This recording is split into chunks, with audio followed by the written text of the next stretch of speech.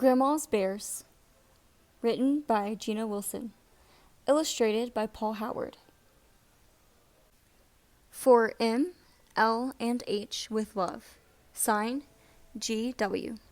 For Beatrice. Sign, P.H.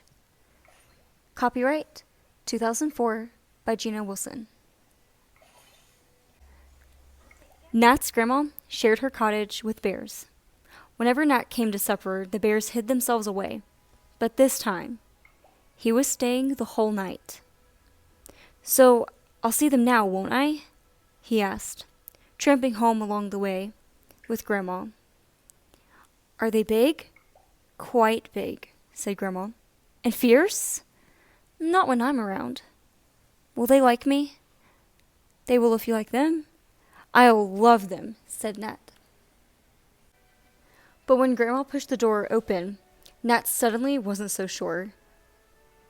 The way was blocked by a bear who seemed very unhappy. He was groaning loudly and holding his paws to his head. "Oh, poor Arthur," sighed Grandma.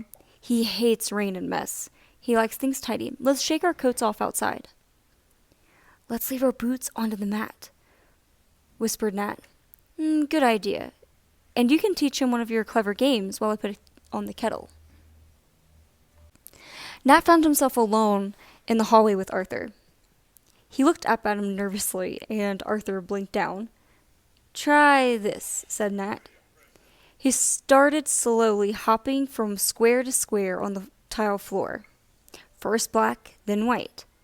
Arthur followed him. Splotch, splotch. One enormous leather-padded paw. "Out!" shouted Nat. "You're stepping on the lines. Let's try again." When the game time was over, Arthur combed his own hair, then Nat's, with his long, delicate paws. He'd forgotten about the rain.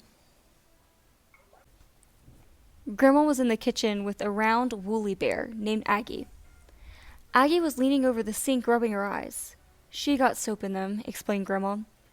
Aggie turned around. She couldn't see very well. Her nose was frothy with suds. "She thought it was ice cream," said Grandma. Nat wanted to give Aggie a big hug, but he didn't dare. "Can we find her a treat?" he asked.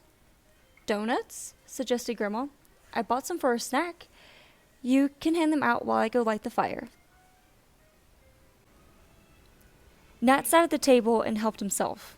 "Want one, Aggie?" She bounded forward, friendly and wet. Schlumph! She was in the mood to polish them all off at once. "Slow down," giggled Nat. "One for you, one for me." When the donuts were finished, Aggie slurped the sugar and the jam off of her own nose, and then off of Nat's, with her flannelly tongue. She had forgotten all about the soap suds. The living room was warm.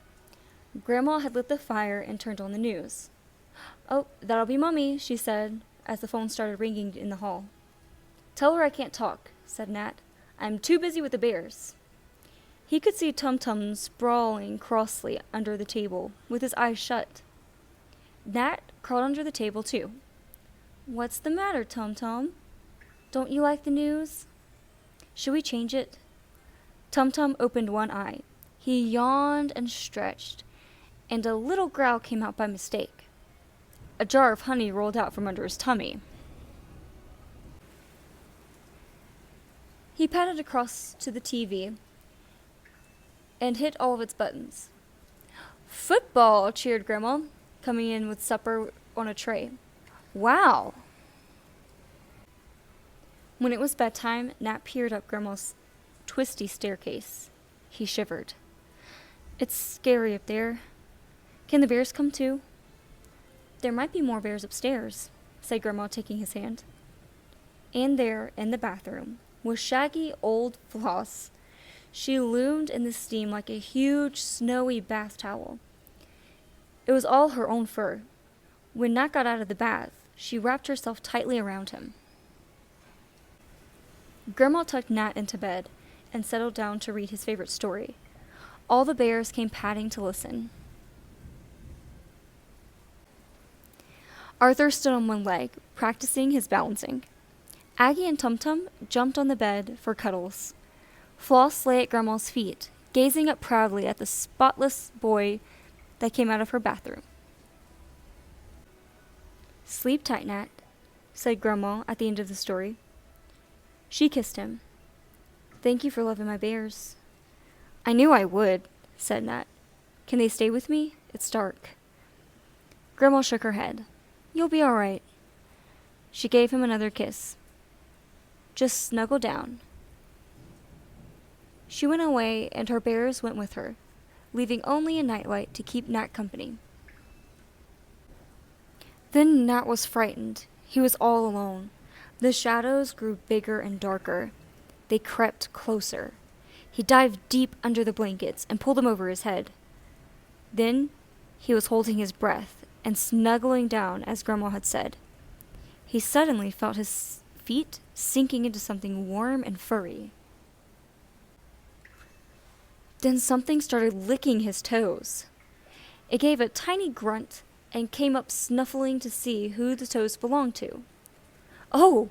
gasped Nat. He was face to face with a smoky gray bear cub, Grandma's littlest of all, with round brown eyes and a nosy nose.